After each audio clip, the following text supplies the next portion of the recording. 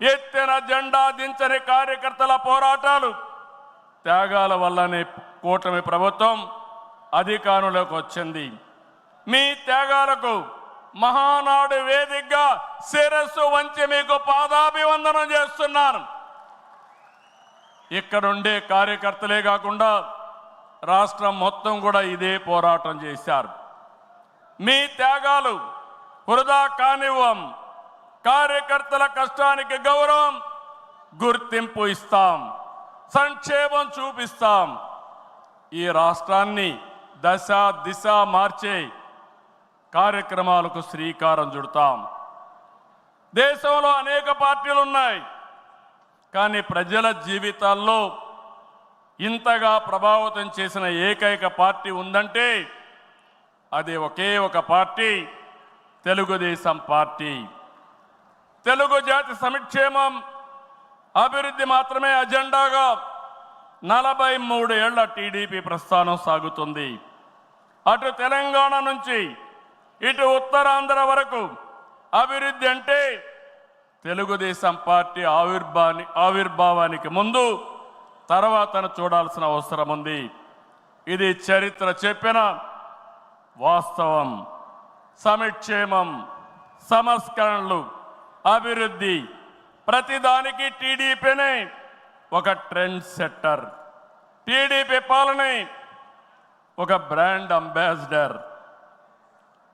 ఒకసారి చరిత్ర మనం చూస్తే పటేల్ పట్వారీ వ్యవస్థ రద్దు నుంచి ఆడబిడ్డల ఆస్తి హక్కు వరకు, బాలికా విద్యకు ప్రోత్సాహం నుంచి ప్రత్యేక మహిళా యూనివర్సిటీ వరకు, లోటు కరెంటు నుంచి మిగులు విద్యుత్ వరకు, ₹2 కిలో బియ్యం నుంచి పక్కా ఇళ్ల వరకు, ₹30 పింఛన్ నుంచి ₹4,000 పింఛన్ వరకు, వంట కష్టాలను దీపం పథకం తప్పించడం నుంచి డాక్రా సంఘాల సాధికారం వరకు, నిరుద్యోగ పరిస్థితుల నుంచి ఐటీ ఉద్యోగాలతో విదేశాలలో సత్తా సాటే వరకు, రాయలసీమ రైతన్నులు సాగునీటి కోసం తల్లడిల్లే పరిస్థితి నుంచి డ్రిప్ సబ్సిడీలతో సిరులు పండించే వరకు, బడుగు బలహీన వర్గాలకు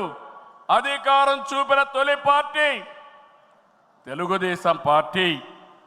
ఈరోజు బీసీలు ఒకప్పుడైతే అడిగే పరిస్థితి నుంచి శాసించే పరిస్థితికి తెచ్చిన ఏకైక పార్టీ తెలుగుదేశం పార్టీ. ఇలా ఒకటని కాదు, ఒక వర్గం అని కాదు, ఒక ప్రాంతం అని కాదు, ఏ అంశమైనా పసుపు జెండా పుట్టక ముందు, పుట్టిన తర్వాత అని గీత చెప్పే పరిస్థితి వచ్చిందంటే అది మీ అందరి యొక్క త్యాగాల ఫలితమేనని చెప్పి నేను మీకు తెలియజేస్తున్నా. ఈరోజు నేను ఒకే ఒక విషయం మిమ్మల్ని అందరినీ కోరుతున్నాను. మనందరం కూడా రాజకీయ పాఠశాలలో అనునిత్యం విద్యార్థులమే.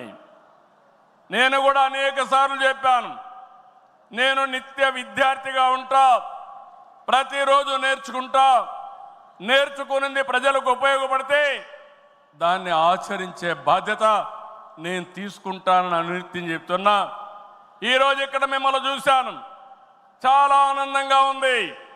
ఉదయం నుంచి మీ ఉత్సాహం చూస్తే వర్షాలు పడుతున్నాయి.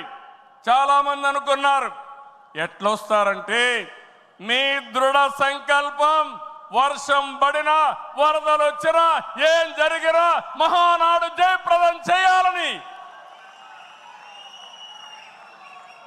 మీరందరూ వచ్చారు.